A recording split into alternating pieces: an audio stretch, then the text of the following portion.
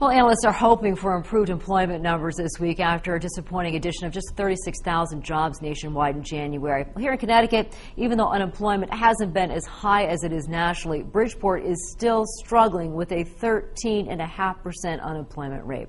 Joining us now with more on what's being done here in Connecticut to get people back to work is Joe Carbone. He is the president and CEO of the WorkPlace in Bridgeport. Joe, good having you here. Good to be here. Yeah, it's a disappointing, kind of very sad number, 13.5%. We were talking a moment ago, and that really doesn't even really fully represent the unemployment problems here in Connecticut, does it? Not at all. That real number, if you include underemployment, the so-called discouraged workers, and folks that kind of get under the radar screen and don't get counted, that number, I'm sure, is 21% without any doubt.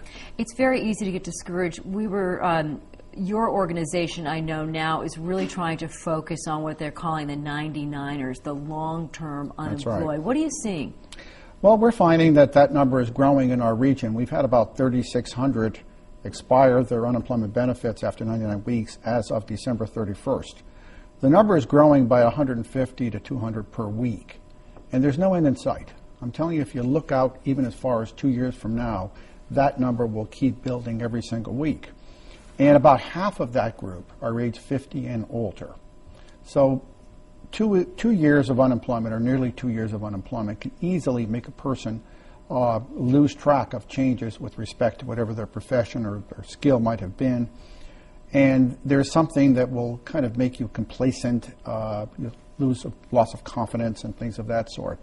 So we're trying to transform our system to deal with the unique characteristics of long-term unemployment, which, by the way, means something very different today than it ever did in the 50 years of workforce business. 39 weeks was considered long-term unemployment for 50 years.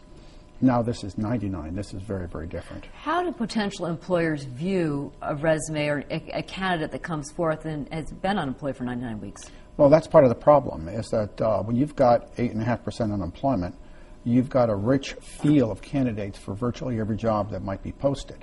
So it's not unusual for employers to have hundreds of applicants for a single job that's posted.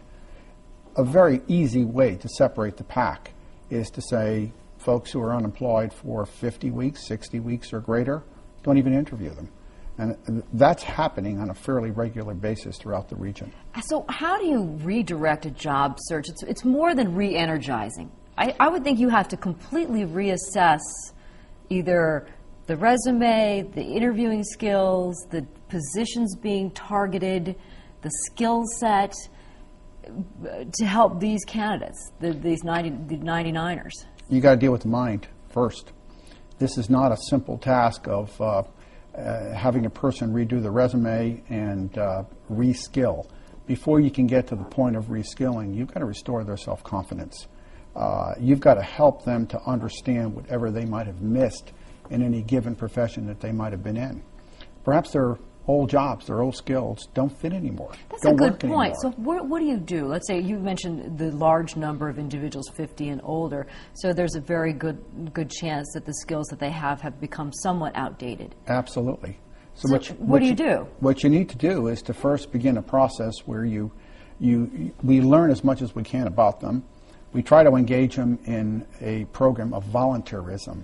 Everybody can do something for somebody else. And there's always folks out there that are worse off than you. As part of the process to rebuild your self-confidence and your self-esteem, we try to engage them in volunteerism, try to do as much of networking as possible.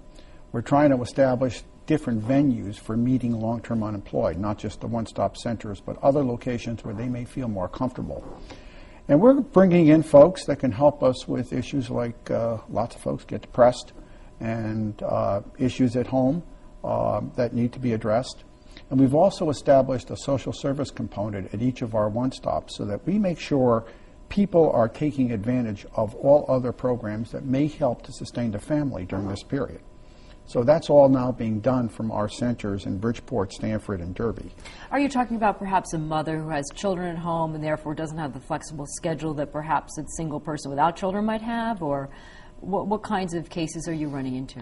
Well, we're running into that for one, but I mean, there's also cases of people who have worked for 25, 30 years in the same place, whatever their skills were, and they may have been very good at it, but it doesn't fit anymore. what they were doing before doesn't work in the economy any longer, so old jobs are gone. So lots of folks just have no idea as to, well, what's my next career? So in many cases, we're looking at the possibility of working with staffing agencies and maybe giving people a choice or a chance to do 2 months at this job, 2 months at this job, 2 months at that job, and just see what clicks. I mean, it's not like buying a shoes. That's the basic analogy I often use. That if you just go in and buy a shoes, you pick out what you want, you do it. Picking a new career, you've got to make contact with that work. You've got to see whether or not it fits well, whether or not it does excite you. If we find it, then we know we have connected and we've done something well. But the process of preparing the person and preparing the mind to be marketed and to in essence fight for a job is brand new to our business, but we're engaged in it and we're doing it. Well, congratulations. I know it's very difficult work, and a lot of people really do get down, and understandably so. Well, it's Absolutely. the WorkPlace doing terrific work here in southwestern Connecticut. Joe, thank you. Thank you very, very much for having me. Our pleasure. Appreciate And we'll be it. back with more 12 on the Money after the break.